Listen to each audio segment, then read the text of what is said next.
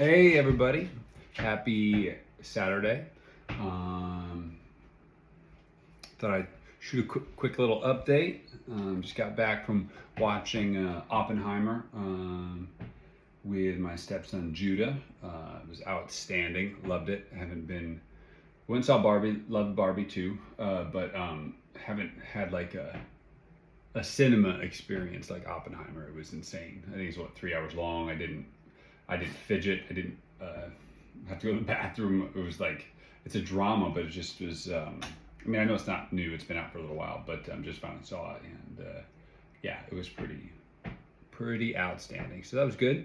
I am back here trying to wrap up a song. My intention was to have it done by the time I went to the movies, but that didn't happen. Went for a nice run this morning, and I decided to take a nap before the movie because I didn't want to fall asleep in it. So anyway, still planning on trying to get this thing wrapped up. Kind of a cool thing happened recently where let's see here. I was trying to solve for something, and I remembered it's this song called Catch-22, and I've been working on this for like years. Now I don't mean like painstakingly working on it every single day for years, but it started out and it was just an idea, and it was in a different key, and I remember I sent it to my friend Nick Anderson, and he said, "Oh, it's great. It's very catchy, but you know, it doesn't have a chorus." Now, he also said, "Look, not every song has to have a chorus. You know, Along the Watchtower, like there's a lot of songs that don't have a chorus, and maybe that's okay. But are you sure you don't want a chorus in it?" So I wrote a chorus, and it made it much better. I had like this kind of jingly kind of riff thing in there, and anyway, so it's evolved. In fact, I gave it to him. He was gonna produce a version of it, and then he lost the hard drive, so I had to start from scratch. But you know, some songs just flow out of you. I think that the idea of this one has maintained. I really like the idea of it. But I don't know. Now it's to the point where I've got this idea of a kind of like a artistic exercise of discipline that I want to do after this. So now I'm like, okay, I have to get this done. I have to get it out there in the world, and you know, there's no level of tinkering. I'm not holding back because you know, I don't think it's good enough. I just have to spend the time to finish it because at least for now, this is another very produced track, and I guess I'll tell you now, I am very excited about as soon as I send this off to John Butine to mix, I am going to start a new project, which is going to be entirely new songs. I've got a couple of concepts that I have in my brain that I've been thinking about lately. So they're not totally brand new ideas, but I haven't written a word of them. Like I haven't written them. I don't have any demos, and I'm gonna make it a really short time period, and I'm gonna limit myself to not having like full drum kit, synthesizers, like tons of layered guitars. I'm gonna make it mainly acoustic, and I haven't set a true deadline, but it'll be a tight one, maybe a few weeks or maybe a month. And then the idea is like, okay, well, whatever I come up with during that time with those not requirements, but what's what I'm looking for? Not stipulations, but like it's kind of like I always think about the White Stripes, like the idea, like, okay, well, you know, you got a deadline, and your artwork and all your stuff has to be red or white or black, and it's just these two instruments. So anyway, I'm trying to do that for myself, which is like pick a deadline, have it only be a small set of audio aesthetics and arrangements, and then when I'm done with it, just put it out and keep moving. So I don't know that that's going to be a final thing, but I think it's important for me to do that because I think it's really going to focus on simplicity and the writing, like the actual songwriting, the written words of it. I get too caught up in this production, as I'll share with you in a minute, and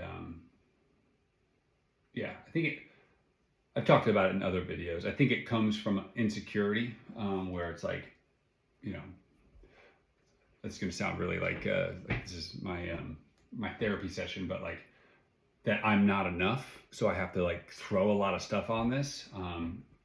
The truth is there's, I'm the only judge of whether I'm enough or not, and I shouldn't be scared of that, and I shouldn't make artistic decisions just because I'm insecure. So we'll see what happens with that, but I'm excited to do that. But I've also just told myself that before I do that, I have to put this out. So anyway, what happened with this was I've had tons of different versions of this, different keys, different tempos, different structures, and I was listening to this, and I kept thinking to myself, the verse is lacking. The verse is lacking. I'm sorry, not the verse, the bridge. The bridge has like this kind of cool, this cool part. Sorry, I'm just trying to, let me see what's going on here.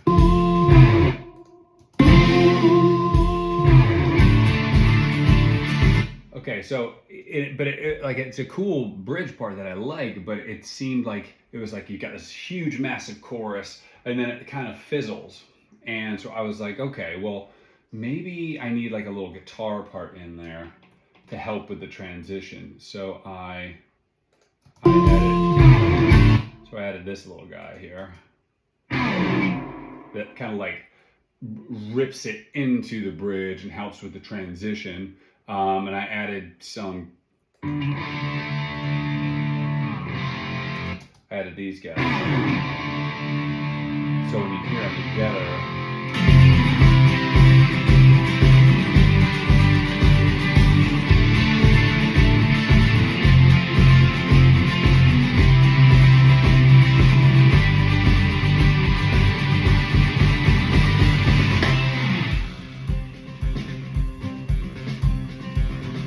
a lot going on.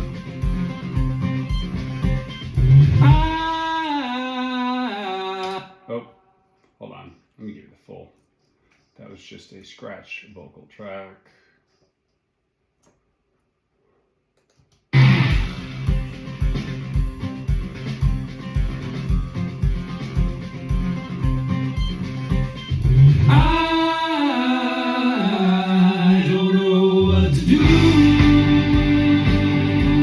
So I added, so my Judah, he laid down the bass line, but yeah, it was like, wow, this bridge still feels weak. But I realized that it wasn't an extra electric guitar. It wasn't a slide down electric guitar with some cool modulation and delay on it. It was just the fact that I hadn't recorded the acoustic. Because it's got acoustic all in it. So I did that yesterday.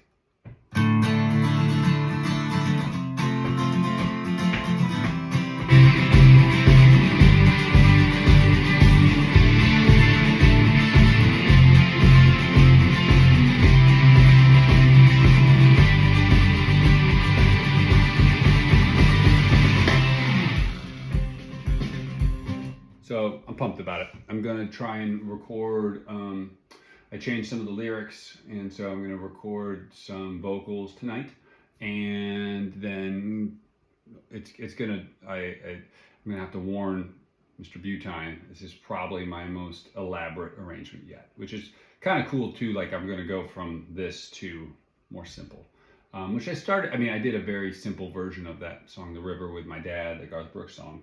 But this will be, new music, which I think is important too, because I've been just kind of like going into my closet and, getting out an old track and dusting it off, and like, I think I need new stuff. Some of the things I've been dealing with lately is change, and the way that people change, the way that you change, and I think that trying to change an old song or try and finish an old song, that could be kind of a cool way to do it, right? So like your new vision, your new the way you see the world and yourself and your brain and your heart and environment, like a new take on it. Maybe that's what those older songs that were unfinished needs, but which I probably will at some point, but I really want to start looking forward. So yeah, so that's what I'm working on. Trying to think anything else. Yeah, it's very sad to hear about Robbie Robertson passing away. I did a cover of The Weight. It's a quick cover this week, and my relationship with, I don't have a relationship, I've never met Robbie Robertson, but my relationship with him through what I've learned about their story is complicated. I think about, I guess I've always been on Team Levon Helm. And there's claims that, on Levon's deathbed that Robbie went and they had some type of reconciliation, which I don't know. I don't claim to know, but sometimes I feel like Robbie was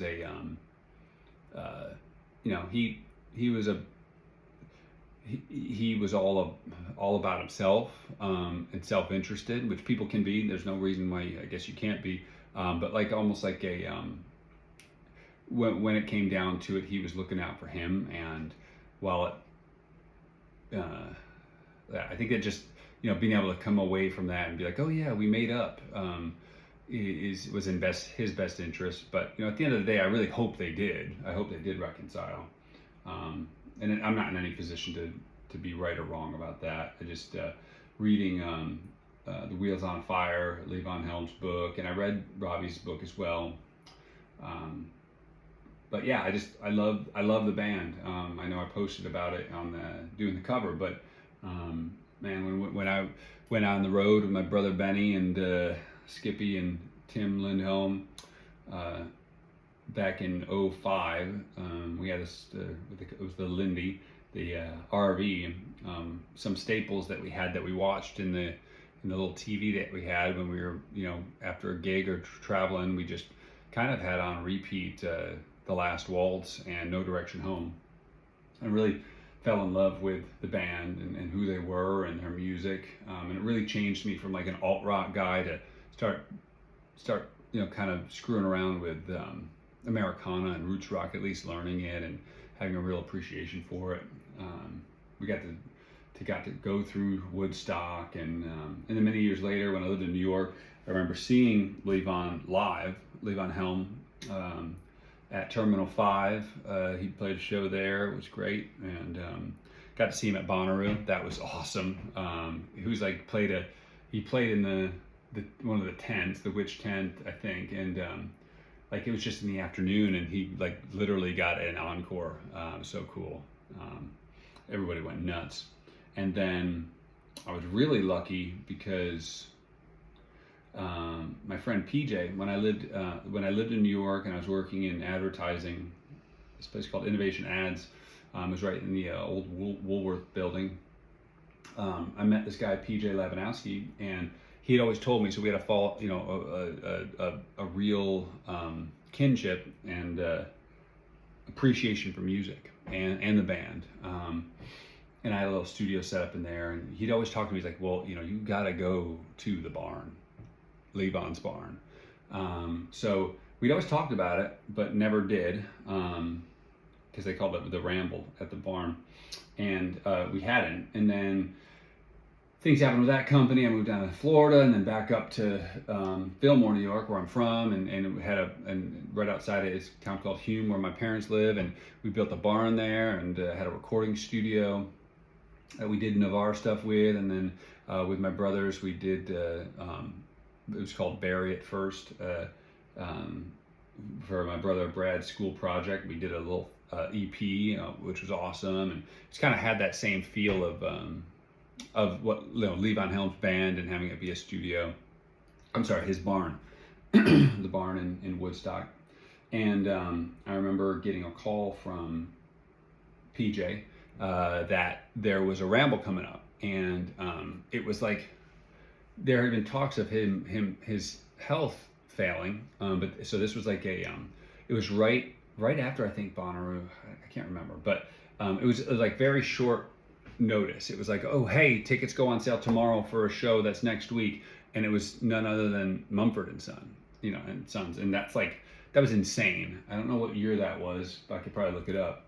But it was at the height of their fame. I think their second album had just come out. But so anyway, that next morning I was stalking their website, and it was like, it wasn't Ticketmaster. It was like some brown paper bag or one of those weird ticket sites. But I got them. I got tickets. So my little brother Brad and my brother-in-law Johnny and PJ and his brother Tommy got to go to Levon's barn to see a ramble at the barn with Mumford and Sons, which is insane. Like, they have it set up where you got the whole band there, and then there's like a rock brick wall or rock wall, and then we were actually behind the band and got to watch Mumford and Sons, and just 5 feet away, and Levon play, and he played. It was just incredible to see him play, and that was he played When I Go Away. And what was cool too is that they had been saying that he wasn't able to sing, and we shouldn't expect him to sing because his voice had been he was in so much pain. But he did. It was awesome just to see him. Like, I was just happy to be in the same room with him and to be looking down right there, and then all of a sudden he started singing, and it was great. And so yeah, the next day we went into town, and it was just a really cool thing. It was almost like out of a movie. So John and Brad had already gone into the music store right there in Woodstock, and PJ and I were kind of behind. I don't know for what reason, but we were walking up, and they had already gone ahead of us, and they went in there. And then all of a sudden the tour bus comes through right down that road, and you can see all members of Mumford and Sons looking out the big front window of their tour bus, like taking in Woodstock. And they pulled into a parking lot that we had parked in, that we were walking out from. So we just kind of hung back and then got to meet all of them, and took some pictures. And it was wild because we were a ways from the music shop, and I looked over and I could see Brad and Johnny leaving this. It's a tiny music shop. It's small, and the Brad and Johnny had went out in a different direction, within minutes of all of Mumford and Sons going into this tiny music shop. And so that would have been a cool experience for them. I think about you're just kind of fiddling around there and hanging out, looking at instruments, or even Johnny was probably playing, and then all of a sudden Mumford and Sons walks in, and so I wish that had happened for them, but didn't. So anyway, kind of a weird story, but yeah. So I've always had a connection there, and went to and then was it's sad, but that was Levon's last ramble at his barn. He played a couple of shows, I think, on the road, a ramble on the road, about a week later, and then he was gone the following month, I believe. I think I have that timeline right. But so I've always been, and I went to the Love for Levon, where they had a great star-studded show at the Prudential Center, I think it was, in Jersey. I think Roger Waters was there, and Ray LaMontagne, and Levon's whole band, and his daughter Amy, and who else was there? Mavis Staples was there. I think John Mayer. It was crazy. It was really cool. So I've always been connected. In fact, I got some cool stuff here to show you. So anyway, the point is that I know that if you are a fan of them, you know that they had a falling out. It started with, I guess the rest of the band didn't want to stop playing, but Robbie had enough, and it made it really tough on the rest of the band. But I don't know. So this is kind of cool. This is Moondog Matinee from the band, signed by everybody. So the only one left is Garth Hudson, but Robbie Robertson, Richard Emanuel, Rick Danko, and Levon Helm. And then this is a kind of a cool Music from Big Pink newspaper ad that I found at an antique store. So yeah, some things I keep around me to inspire me and, appreciate the craft and the music that came before. And I don't know, I've always been like that. Got all this kind of crazy stuff. All this stuff over here is old posters that we did over the years, and yeah, I love surrounding myself with things like that. But wow, this is crazy. This is a 20-minute video. So I'm gonna get back to work, but I hope everyone is well. I hope you're enjoying the covers that I'm doing. I'm excited to put this out, and then I will break out that new notebook of mine and use it to I'd like to do maybe try and do 3 or 4 songs and do them. So this one will probably be out maybe early October, and then by the time that comes out, I really want this to already be kind of in the works to be done, and so maybe that can come out in November. That's the plan. So anyway, I hope y'all have a great night.